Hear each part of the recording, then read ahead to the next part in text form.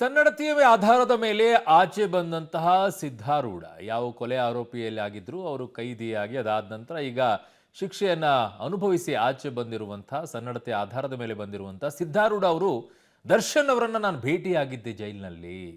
ದರ್ಶನ್ ಅವರು ಹಾಗಿದ್ದಾರೆ, ಅವರ ಬಳಿ ಇಂತಹ ಪುಸ್ತಕಗಳಿದ್ದಾವೆ, ನೊಂದು ಹೋಗ್ಬಿಟ್ಟಿದ್ದಾರೆ, ಇವೆಲ್ಲ ಮಾತನಾಡಿದ್ರಲ್ಲ. ಸೊ ಅವೆಲ್ಲವೂ ಕೂಡ ಸುಮ್ಮನೆ ಬಂಡಲ್ ಬಿಟ್ರ. ಜೈಲಲ್ಲಿ ನಟ ದರ್ಶನ್ ಭೇಟಿಯಾಗದೆ ಸುಳ್ಳು ಹೇಳಿದ್ರ ಸಿದ್ಧಾರೂಢ? ಭದ್ರತಾ ಸೆಲ್ನಲ್ಲಿರುವಂತ ದರ್ಶನ್ ಭೇಟಿ ಮಾಡದೇನೆ ಬಡಾಯಿ ಬಿಟ್ರ. ದರ್ಶನ್ ಭೇಟಿ ಮಾಡಿಸ್ಲೇ ಇಲ್ಲ ಅಂತ ಜೈಲಧಿಕಾರಿಗಳು ವರದಿ ಕೊಟ್ಟಿದ್ದಾರೆ. ಸಿದ್ಧಾರೂಢ ಮಾಧ್ಯಮಗಳಿಗೆ ಕೊಟ್ಟ ಹೇಳಿಕೆಯ ಬಗ್ಗೆ ಜೈಲಾಧಿಕಾರಿಗಳು ಚರ್ಚೆಯನ್ನ ಮಾಡಿದ್ದಾರೆ. ಬಳ್ಳಾರಿ ಸೆಂಟ್ರಲ್ ಜೈಲ್ ಅಧಿಕಾರಿಗಳ ವರದಿಯನ್ನ ಕಾರಾಗೃಹ ಇಲಾಖೆ ಕೇಳಿತ್ತು. ದರ್ಶನ್ ಭೇಟಿಗೆ ಸಿದ್ಧಾರೂಢನನ್ನೇ ಬಿಟ್ಟೇ ಇಲ್ಲ ಅಂತ ವರದಿಯನ್ನ ನೀಡಿದ್ದಾರೆ. ಹಾಗಿದ್ದಾಗ ಸಿದ್ಧಾರೂಢ ಹೇಳಿದ್ದು ಸುಳ್ಳ, ಸುಮ್ಮನೆ ಹೇಳಿಕೆ ಕೊಟ್ರ? ಇವೆಲ್ಲವೂ ಕೂಡ ಈಗ ಮುಖ್ಯವಾಗಿದೆ. ಅಥವಾ ಜೈಲಾಧಿಕಾರಿಗಳು ವರದಿಯಲ್ಲಿ ಸುಳ್ಳು ಹೇಳಿದ್ರ? ಎರಡರಲ್ಲಿ ಒಂದಿರುತ್ತೆ. ಒಂದು ಸಿದ್ಧಾರೂಢ ಅವರಾದರೂ ಸುಳ್ಳು ಹೇಳಿರಬೇಕು, ಇಲ್ಲ ಜೈಲಾಧಿಕಾರಿಗಳು ಕೊಟ್ಟಿರುವಂಥ ವರದಿಯಲ್ಲಾದರೂ ಸುಳ್ಳು ಹೇಳಿರಬೇಕು. ಯಾಕೆ ಬಿಟ್ಟಿದ್ದೀವಿ ಅಂತ ಹೇಳಿಬಿಟ್ಟು ಅವರು ಯಾಕೆ ತಗಲಾಕೊಳ್ಳೋಕೆ ಅವ್ರು ಬಯಸ್ತಾರೆ. ಅವರು ಕೂಡ ಇಲ್ಲ ನಾವು ಭೇಟಿ ಮಾಡೇ ಇಲ್ಲ, ಮಾಡಿಸೇ ಇಲ್ಲ ಅಂತ ಹೇಳಿರ್ತಾರೆ. ಎರಡರಲ್ಲಿ ಒಂದಾಗಿರುತ್ತೆ. ಇದರಲ್ಲಿ ಇವರೇ ಸುಳ್ಳು ಹೇಳಿದ್ದಾರೆ ಅಂತನೂ ಅಲ್ಲ, ಅವರು ಸತ್ಯನೇ ಹೇಳಿದ್ದಾರೆ ಅಂತನೂ ಅಲ್ಲ. ಯಾವುದಿದೆ ಅವ್ರಿಗೆ ತಕ್ಕಂಗೆ ಇರುತ್ತೆ. ಬಟ್ ಮುಖ್ಯವಾಗಿ ಇಲ್ಲಿ ಹೇಳಿಕೊಳ್ಳೋದ್ರಿಂದ ಸಿದ್ಧಾರೂಢ ಅವರಿಗೆ ಆಗುವಂಥ ಲಾಭ ಏನು, ಅದು ಇಂಪಾರ್ಟೆಂಟ್. ಸೊ 8ನೇ ತಾರೀಕು ಬಳ್ಳಾರಿಯ ಜೈಲಿನಿಂದ ಸಿದ್ಧಾರೂಢ ಬಂದಿರ್ತಾರೆ. 9ನೇ ತಾರೀಕು ಪರಪ್ಪನ ಅಗ್ರಹಾರದಿಂದ ರಿಲೀಸ್ ಆಗಿರ್ತಾರೆ ಸಿದ್ಧಾರೂಢ. ಜೈಲಲ್ಲಿ ಕೇವಲ 18 ಗಂಟೆ ಮಾತ್ರ ಇದ್ದಿದ್ದಾಗಿ ವರದಿ ಇದೆ. ದರ್ಶನ್ ಭದ್ರತಾ ಸೆಲ್ನಲ್ಲಿದ್ದು ಯಾರಿಗೂ ಕೂಡ ಅವಕಾಶವನ್ನ ಕೊಟ್ಟಿಲ್ಲ.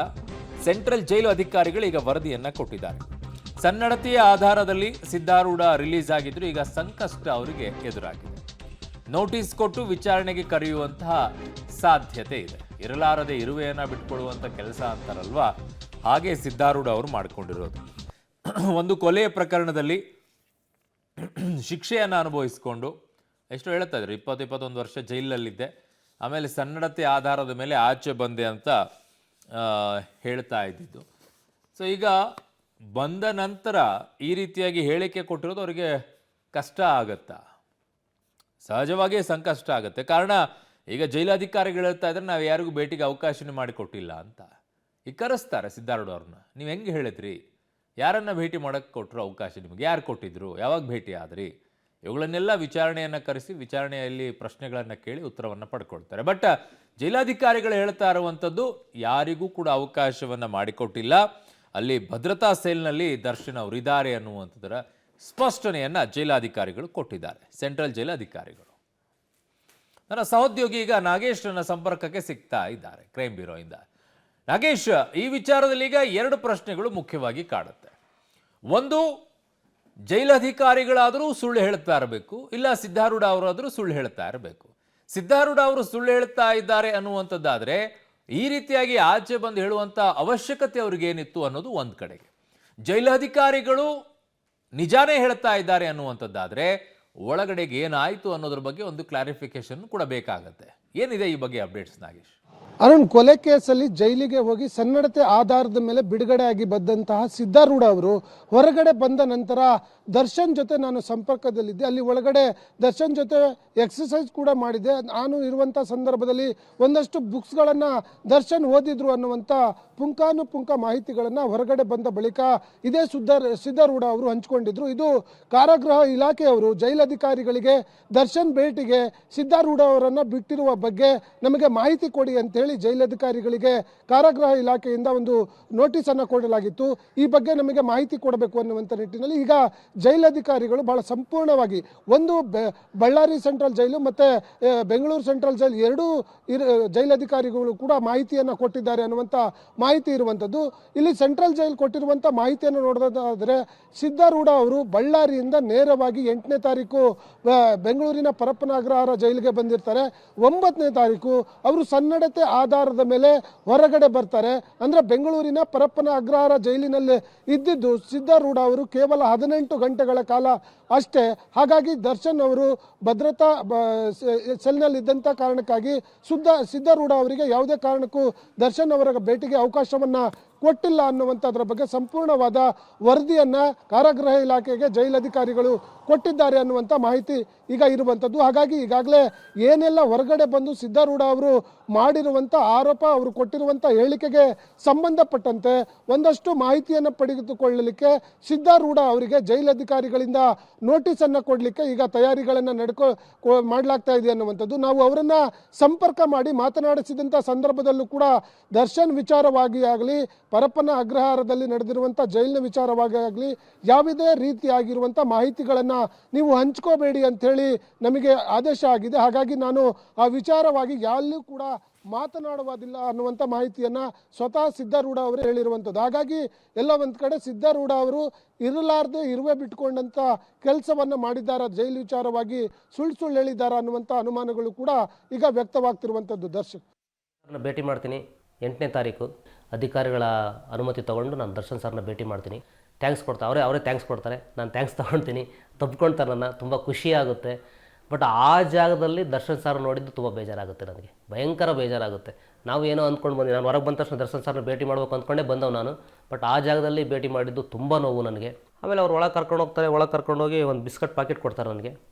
ದರ್ಶನ್ ಸರ್ ಹತ್ರ ಸ್ವಲ್ಪ ಹೊತ್ತು ಮಾತಾಡ್ತೀನಿ ನಾನು. ಆಮೇಲೆ ಅವ್ರ ಹತ್ರ ಮಾತಾಡ್ಬಿಟ್ಟು ನಾನು ಹೇಳ್ತೀನಿ, ಸರ್ ಆನಾಪಾನ ಸಾತಿ ಧ್ಯಾನ ಅಂತ, ಇದು ಭಗವಾನ್ ಬುದ್ಧ ದೇವರು ಪಿರಮಿಡ್ ಧ್ಯಾನ, ಅದು ದಯವಿಟ್ಟು ಮಾಡ್ತೀರಾ ಸರ್ ಅಂತ ನಾನು ರಿಕ್ವೆಸ್ಟ್ ಮಾಡ್ಕೊಳ್ತೀನಿ. ಧ್ಯಾನ ಅಂದರೆ ನನಗೆ ಗೊತ್ತಿಲ್ಲದಪ್ಪ ಅಂತಾರೆ ಅವರು. ಅಂತಂದ್ರೆ ಇಲ್ಲ ಸರ್ ನಾನು ಮಾಡಿಸ್ತೀನಿ, ದಯವಿಟ್ಟು ಮಾಡಿಸಿ ಸರ್ ಅಂತ ನಾನು ರಿಕ್ವೆಸ್ಟ್ ಮಾಡ್ಕೊಂಡಾಗ ನನ್ನ ಮನವಿಗೆ ಅವರು ಒಪ್ಕೊಳ್ತಾರೆ. 10 ನಿಮಿಷ ಸಾರಿಗೆ ನಾನು 10 ನಿಮಿಷ ಧ್ಯಾನ ಮಾಡ್ತಾರೆ.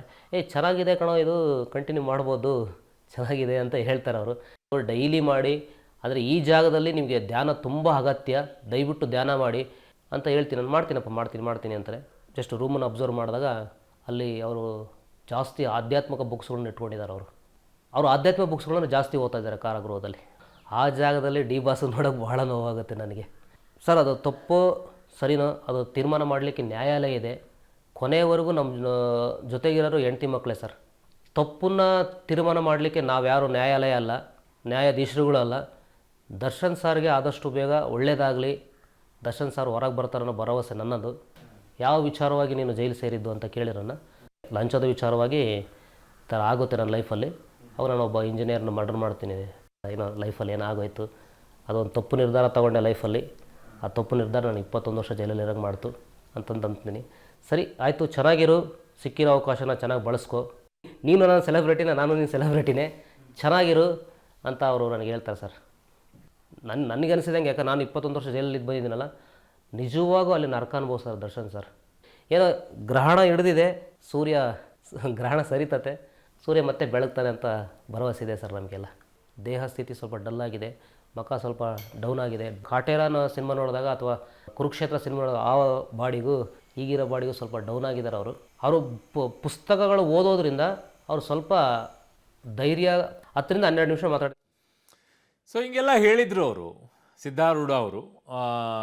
ಭೇಟಿಯಾಗಿದೆ, ಇಷ್ಟು ನಿಮಿಷ ಆಯಿತು, ಆಮೇಲೆ ಅವರಿಗೆ ಪಿರಾಮಿಡ್ ಧ್ಯಾನವನ್ನು ಹೇಳಿಕೊಟ್ಟಿದ್ದೆ, ಒಂದು 15 ನಿಮಿಷ ಶೇಕ್ ಹ್ಯಾಂಡ್ ಮಾಡಿದರು, ಇವೆಲ್ಲವೂ ಕೂಡ ಮಾತನಾಡಿದರು.